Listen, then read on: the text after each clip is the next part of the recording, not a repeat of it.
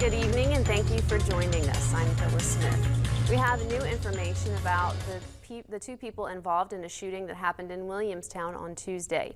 Deputies with the Wood County Sheriff's Office responded to Maple Drive on Tuesday. Deputies say a man identified as Matthew Allen Bills was found dead of gunshot wounds. Deputies say they also found a woman identified as Barbara Leanne Cupp, who was in a relationship with Bills. They say she was hurt by a gunshot wound to the upper shoulder and was unresponsive.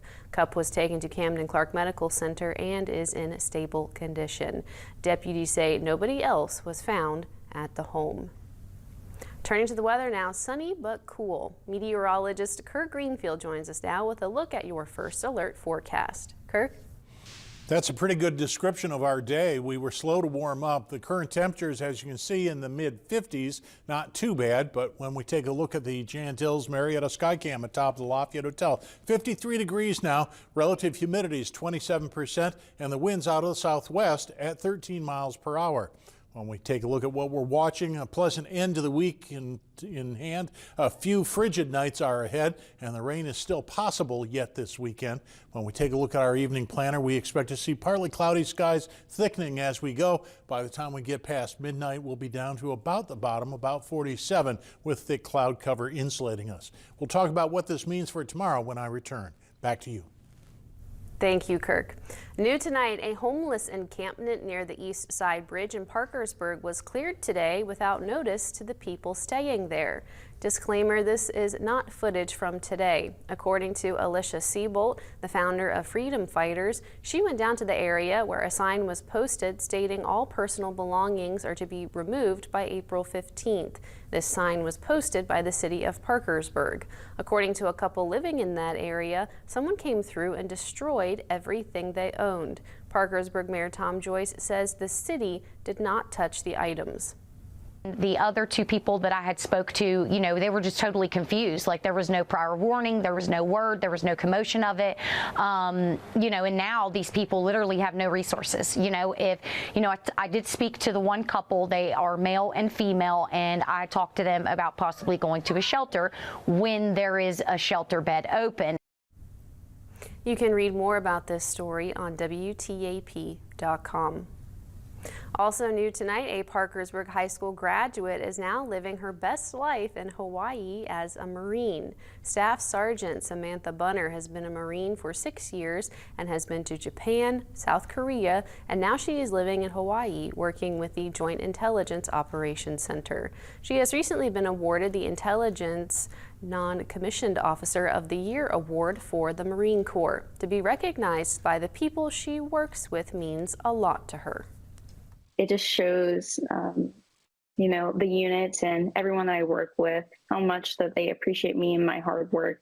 A lot of the times I'm working 12, 16-hour days, and, sometimes you can really just get lost in the grind of the day. And just, so I really appreciate that they acknowledge that. Congratulations, Sergeant Bunner, on your accomplishment. California-based nonprofit FarmLink delivered 40,000 pounds of fresh fruit this morning to the people of Pleasants County. They were expecting grapes, but a sweet surprise was waiting for them when the truck was opened. Our Jason Livia was there this morning and has the details. Pleasants County received another donation of fresh fruit from the same nonprofit that sent apples to the Waverly Activity Center back in October. Pleasants County Commissioner Doug Renner says he was told the delivery would be 40,000 pounds of grapes.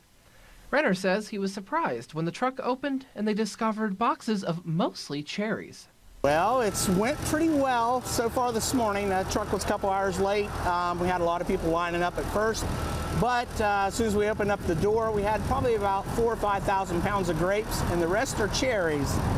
So I guess it's like a box of chocolates. The fruit today has been delivered from Texas, distributed by a nonprofit organization called FarmLink that has shipped more than 300 million pounds of food across the United States of America. Renner says he is excited that the Pleasants County community has just received about 120,000 pounds of that food in the last year or so. Just some of the stories that I've been hearing all the way from the apples back, a couple months ago, from canning, from the pies, from just many ways that they're using them, and then the grapes, and then it's a blessing to receive cherries. We did not know that, and so actually some of them are happier that they're getting cherries than grapes. People could be seen grabbing several boxes of both grapes and cherries. Audrey Decker from St. Mary's is one of the many that came out. She and many others there said they were getting food for more than just their family. Well, we'll hand them out to friends and family, and people can't get in to get their own. They really appreciate that. It's so expensive in the stores now, and it's great that they are able to give this to the community rather than just let it go to waste. Renner says some of the fruit from Friday's delivery was also sent to the City of Belmont, Neighborhood Network in downtown St. Mary's, and the Senior Citizens Center. Reporting from St. Mary's, I'm Jason Livia. With WTAP News, this is Home. Building Bridges to Careers is an organization that aims to help students choose a career path. They use volunteers as mentors for the kids. Our Logan Riggenbaugh talked with one of the volunteers about her experience mentoring and the impact she has had on the students for this week's This is Home. This is Home, sponsored by A1 Heating and Cooling and TB Dentistry. Bridget Poston is an entrepreneur based in Marietta. She found out about the mentoring program with Building Bridges to Careers at a networking event. She was hesitant to sign up, but went ahead and became a volunteer anyways.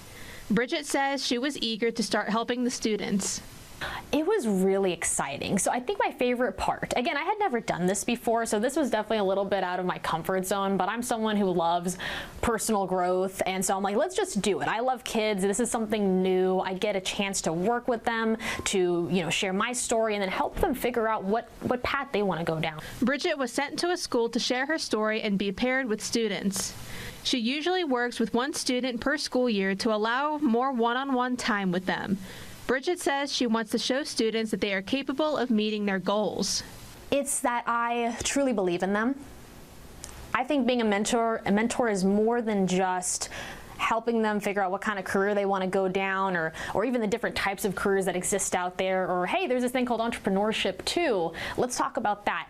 It goes beyond that, and it really kind of goes into the realm of showing that you believe in them.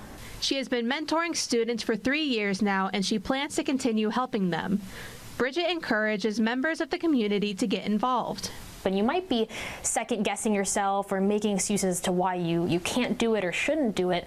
But if you're interested, then there's a reason there. There's something in you that wants to help these kids and help your community. And I'm telling you right now, you have plenty of life experience to be able to help these kids figure out what it is they want to do, for a living, and also just help them learn more about themselves. If you are interested in becoming a mentor with Building Bridges to Careers, you can visit our website at WTAP.com.